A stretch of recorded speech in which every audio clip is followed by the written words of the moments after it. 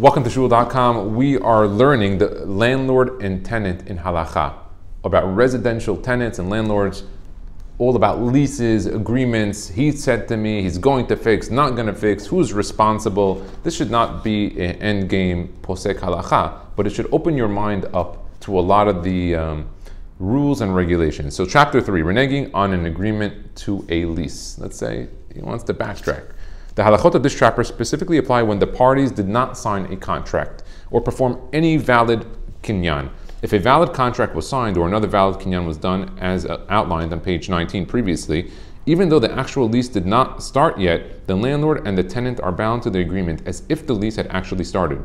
These halachot can be found in chapters 7 and 8. Good. When a landlord and tenant formally agree to enter into a lease but do not sign a contract, although they are technically not bound to the terms of the lease, they may still be prohibited from backing out and may bear financial consequences from doing so as outlined below. He didn't sign anything yet. He just told the guy, I'm okay with it, you're okay with it, we're good to go. A tenant wishing to renege on a lease agreement. If a new tenant can be found. When a tenant wishes to back out of such a lease agreement and the landlord is able to fill the apartment with another tenant immediately, the tenant may back out without any financial responsibility. Okay. However, if the tenant had already prepaid the rent or given a security deposit, it is questionable if he's entitled to a refund on it. Even though the tenant has the ability to back out, he would still be looked down upon Chazal and the term mechusar amana, lacking faithfulness, for reneging on his word. If the tenant is backing out due to a significant change in circumstances that took place after the agreement, according to many poskim, he can be lenient with regard to mechusar amana. Or let's say the case where he signed the lease on a place, he got to the place and it was completely not what he thought or saw in the pictures, or just had problems. That happens a lot. It happens a lot. It's online. People just rent or buy stuff, and it doesn't look like the picture. And this situation happened to me, where one time I rented a place, and I looked at the pictures. I was like, "What is this?" And it was completely different. Besides that, there were many other issues with the home that were problematic, mechanical things. But it was very weird. But that's the game. You know, someone told me when I came down here to Miami, he said, just know that, you know, the brokerage is a dirty business. You know, their business is on not disclosing the truth. The moment they're telling you the truth, everything really changes itself. Of course, there's supply and demand, but the brokers are not for the supply and demand part. That's going to be determined about their commission. About their commission. And it was a good warning sign, because when you know that, then you have to know that any broker that's going to talk to you, kabdeu b'hashdeu, honor him, but choshed him too. It's very important. It's a Most good. Likely, if this guy didn't know that the broker is all about it, probably doesn't do much. Listen, you know, money. You know, it says Adam nikar bikiso, koso, and kaso. A person is you know a person from his kiso, from his pocket, koso, how he drinks, and kaso, how he gets mad. Kiso is the money. You'd be surprised. For $1,000, $2,000, people would sell, a lot, you know, from themselves. Okay, this change could be an unforeseen complication, such as a change in the tenant's place of work or yeshiva, or a new opportunity arising, such as a new apartment becoming available, which is considerably cheaper or has significant advantages over this one. However, if at the time of his commitment the tenant knew of the opportunity, but only later decided to avail himself of it, or if he knew he might be able to find such an opportunity, but didn't bother looking around for it until later on, mechusar amana would still apply. Wow, interesting. When a tenant cannot be found. Okay, let's say he gave a verbal agreement and he just can't find anyone. If after reasonable effort the landlord cannot find a new tenant to move in at the start of the original lease agreement, the halacha is as follows. If at the time of the rental agreement or any time before the tenant backed out, the landlord had the opportunity to rent out the property to another individual, according to most poskim, it is prohibited for the tenant to back out. Since the tenant caused the landlord to turn away other potential tenants, the tenant will be in effect be causing the landlord financial damage by subsequently leaving it empty. Therefore, even though a kinyan was not done on the lease agreement, he still is not allowed to renege on this agreement and cause this damage. Of course, we're assuming that everything is as is and there's no issues. I make that point because he speaks about the first chapter. If someone signs a lease and he gets to a place and it's nothing the way it was, or there's issues there. If he does back out, according to some poskim, he will generally still be responsible to pay the rent for the entire duration he had agreed to rent the property until a new tenant can be found. This payment, however, would be a reduced rate as explained on page 158. We're going to get that in the future. Exceptions to this halacha, such as a case of ones, unavoidable termination, or an apartment that is found to have significant drawbacks, will be discussed below. Other poskim, however, maintain that even though the tenant has a moral obligation to honor the contract, if he does not do so, Beit Din cannot compel him to reimburse the landlord for the damage he caused him.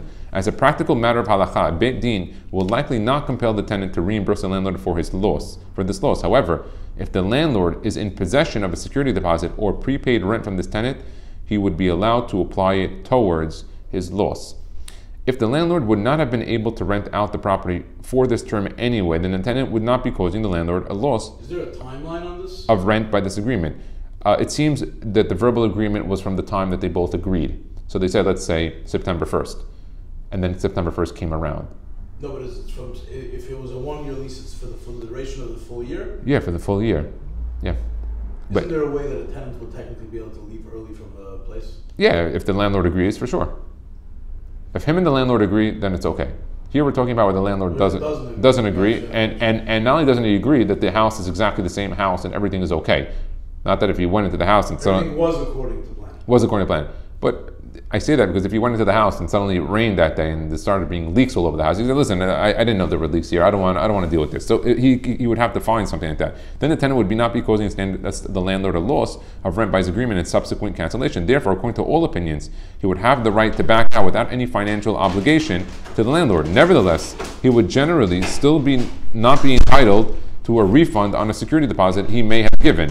Similarly, if the landlord required the tenant to prepay the first month's rent before committing to rent the apartment to him, the tenant would generally not be entitled to a refund on this payment either. The halachot of mechusar amana, as outlined on page 109, would still apply. Finding a new tenant.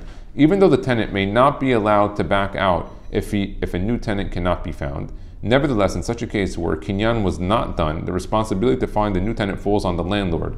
And as long as the landlord would be able to rent out the property with reasonable effort, the tenant is absolved from reimbursing him. Consequently, if a new tenant is not found, and a Beit Din determines that this was due to the landlord's lack of effort in finding one, the tenant will not have any financial responsibility to the landlord.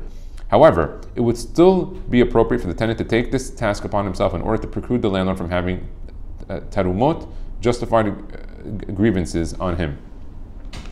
It is important to note that although the landlord is the one responsible to look for a new tenant, he is not required to pay for any advertising that may be necessary for this. Therefore, in a case where the tenant would maintain liability for the rent, as long as the apartment remains vacant, the tenant would need to pay for any necessary advertising in order to avoid this liability. However, in a case where the tenant would not maintain liability for his rent, he would likewise not be obligated to pay for any advertising cost. However, even in such a case, it would be appropriate for the tenant to pay for these costs in order to alleviate the landlord's tarumot, or like kaptanut, meaning is being makpid.